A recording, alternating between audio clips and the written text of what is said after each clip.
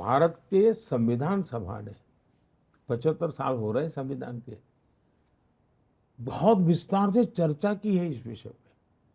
पंडित नेहरू समेत सब लोगों ने इसका घोर विरोध किया है कि हमारे देश में धर्म के आधार पर आरक्षण नहीं हो सकता है। और कांग्रेस ने कई वर्षों तक शासन चलाया, धर्म के आधार पर आरक्षण नहीं किया।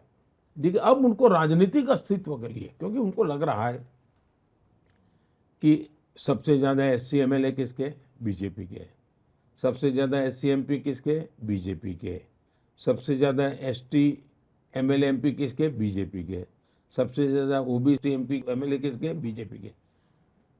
फिर मेरी गरीब कल्याण की योजना है, जो इन्होंने आज तक गरीबों को अंधेरे में रखा था, वो गरीब कल्याण की योजना गरीबों को लगा कि भाई देश का भला करने वाला एक आदमी काम कर रहा है, एक पार्टी काम कर रही है, तो उनकी जमीन खिसकने लगी। अब उनको लगता है कि रीजनल पार्टियां माइनॉरिटी के बैंक को भी खा रही ले रही हैं। हाँ। तो वो ये उनका हमला है रीजनल पार्टीज पे। कांग्रेस पार्टी प्रादेशिक पक्षों को मुस्लिम वोट बैंक के मालिक नहीं बनना देना चाहती, तो वो मुस्लिम वोट बैंक को मजबूत करने के लिए और ज्यादा परोसना चाहती है, मुस्लिम वोट बैंक पर कब्जा करना चाहती है। और अपने जो रीजनल पार्टियां हैं, अब जैसे समाजवादी पार्टी वो मानती है हम ही ठेकेदार है मुस्लिम वोट के। हाँ, अब कांग्रेस ये कर करके खुद लेना चाहती है। तो इस चुनाव में कांग्रेस सीटें जीतने के लिए लड़ नहीं रही है। अब जैसे कल शरद पवार ने एक बयान दिया है, बड़ा इंटरेस्टिंग बयान है।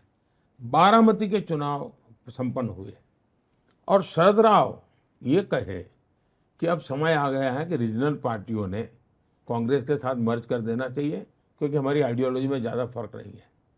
मतलब वो अस्तित्व इतना खो चुके हैं कि अब उनको कांग्रेस के सहारे जिए बिना कोई चारा नहीं है।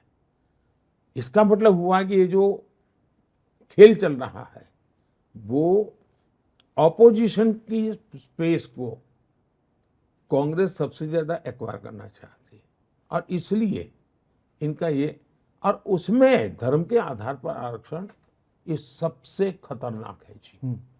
कोई देश ऐसे चल ही नहीं सकता है जी। होता क्या है जी, अगर मैं मुसलमान बोलूं तो मेरे देश के कुछ इकोसिस्टम टूर कहती है मोदी ने चुनाव में हिंदू मुसलमान क्यों लाया। हिंदू मुसलमान मोदी नहीं लाया है, आपके एक्शन में हिंदू मुसलमान है, तो मुझे देश के सामने आपको बेनकाब करना बहुत जरूरी है। It is my duty to educate the people, it is my duty to convey the people. उसको अगर कोई मुझ पर आरोप लगा कि मेरी भाषण कॉम्युनल है, मैंने न मुसलमान के खिलाफ कुछ बोला है, न मैंने इस्लाम के खिलाफ बोला है, मैं सेकुलरिज्म के नाम पर देश के ताने बाने को तोड़ने का जो प्रयास हो रहा है, चाहे चमड़ी के रंग पर हो, उपासना पद्धति पर हो, भाषा पर हो, ये मैं समझता हूं कि नहीं चल सकता। और मैंने तो कल चुनौती दी है जी। तमिलनाडु के हमारे नेता बहुत उछल उछल करके तमिल की बात करते हैं, डीएमके के, उनमें अगर हिम्मत हो तो कल के कांग्रेस के इस बयान के बाद अफ्रीकन कह दिया है उनको